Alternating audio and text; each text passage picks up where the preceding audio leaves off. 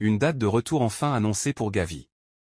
Les supporters du Barça vont encore devoir patienter avant de retrouver leur chouchou.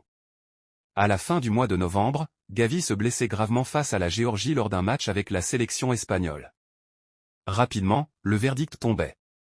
La pépite des Blaugrana souffrait d'une rupture du ligament du genou droit et une blessure associée au ménisque externe, tout simplement la pire blessure pour un footballeur.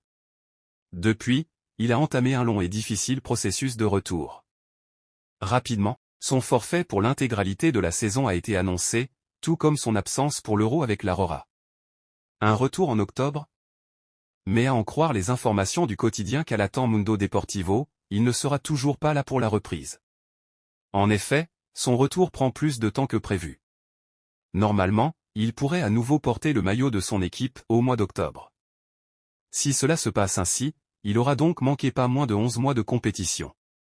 Une absence forcément préjudiciable, à la fois pour son club et sa sélection. Gavi s'étend à tout juste 19 ans imposé comme un titulaire indiscutable. L'Atlético Madrid et le FC Barcelone ne veulent pas de Joao.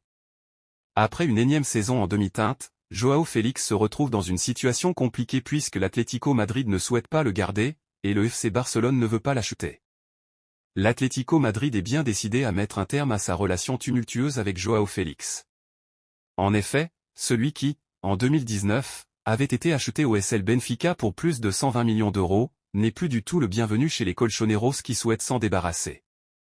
Il faut dire que cet été, après un premier prêt à Chelsea 6 mois plus tôt, le Portugais a fait des pieds et des mains pour rejoindre le FC Barcelone pendant un an, quitte à entrer en conflit avec ses dirigeants et baisser considérablement son salaire. En faisant ça, l'attaquant de 24 ans croyait certainement réussir son aventure en Catalogne et ainsi relancer sa carrière qui n'a connu que des montagnes russes depuis son départ du Portugal. Un pari risqué et qui, au vu de sa saison, a été perdant puisque malgré de bons débuts, Joao Félix a ensuite enchaîné les performances en dents de scie, jusqu'à sortir des plans de son entraîneur, Xavi, qui ne lui accorde que des bouts de match depuis plusieurs mois. Quelle suite? Selon les informations du quotidien espagnol Mundo Deportivo, le FC Barcelone n'est pas enclin à l'acheter, surtout au prix fixé par l'Atlético, qui demande environ 60 millions d'euros. Seul un nouveau prêt pourrait être envisagé, ce que les Madrilènes refusent catégoriquement. Ces derniers préfèrent couper les ponts définitivement avec l'international portugais qui, entre autres polémiques, s'est montré très critique envers Diego Simeone et son style de jeu en interview, et qui n'a pas hésité à célébrer ses 2 buts marqués face à eux cette saison. Joao Félix est donc confronté à un problème de taille puisqu'à l'heure actuelle, ni le Barça ni l'Atlético ne veulent de lui. Pas de retour au Barça, Ansu Fati va s'envoler pour. Ansu Fati, actuellement prêté à Brighton pour rebondir, peine à retrouver son meilleur niveau. Les chances de le voir revenir au FC Barcelone semblent minces, d'autant plus que le club serait ouvert à son départ, notamment pour renflouer ses finances. Outre les clubs espagnols, l'ailier de 21 ans pourrait également envisager un transfert en Arabie Saoudite, selon le spécialiste Mercato Ekrem Konur. Cette possibilité lui offrirait la chance de rejoindre son cousin Ansu Fati, qui évolue à Al Naïma en 2e division saoudienne. Avec seulement 4 buts et une passe décisive en 28 matchs toutes compétitions confondues, Fati pourrait chercher à relancer sa carrière dans un nouvel environnement. Liverpool, Virgil van Dijk a annoncé sa décision.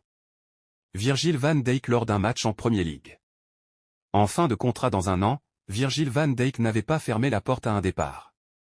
D'autant plus avec la fin de l'ère Jürgen Klopp. Le Borussia Dortmund a d'ailleurs coché son nom pour cet été. Mais les marsupiaux devront revoir leur plan car le Néerlandais s'est décidé. Il va poursuivre l'aventure au sein du club de la Mersey comme il l'a confié lors d'un entretien accordé à la BBC. Il y aura une grande transition et j'en fais partie. Je pense que le club est très occupé à savoir qui sera le nouvel entraîneur et c'est l'objectif principal. Comme je l'ai dit, je suis très heureux ici, j'aime le club et ça se voit, cela fait déjà partie de ma vie, Liverpool, et c'est tout ce que je peux dire. Il y aura beaucoup de changements à venir et je ne dirais pas qu'effrayant est le bon mot, mais ce qui va se passer maintenant est assez intéressant et excitant. Il évoluera sous les ordres d'Arne Slot après avoir tout donné avec Klopp.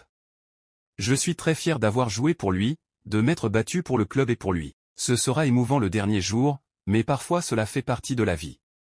Il se passe beaucoup de choses en coulisses, mais nous nous concentrons sur les jours de match. Nous voulons performer pour remporter les 6 derniers points. Et offrir de beaux adieux à Klopp. Le Barça connaît le prix à payer pour Nico Williams. Nico Williams. pur produit de la formation basque de l'Athletic Bilbao, Nico Williams, 21 ans, pourrait bel et bien quitter son club cet été. Le Barça a fait de l'ailier gauche une de ses priorités pour le prochain mercato. Mais toujours soumis à des restrictions budgétaires, les Catalans ne pourront pas faire de folie. Selon Mundo Deportivo, le prix initialement annoncé pour l'Espagnol est plus élevé. Sa clause libératoire ne serait pas de 50 millions d'euros mais plutôt autour des 60, ce qui pourrait refroidir la direction barcelonaise.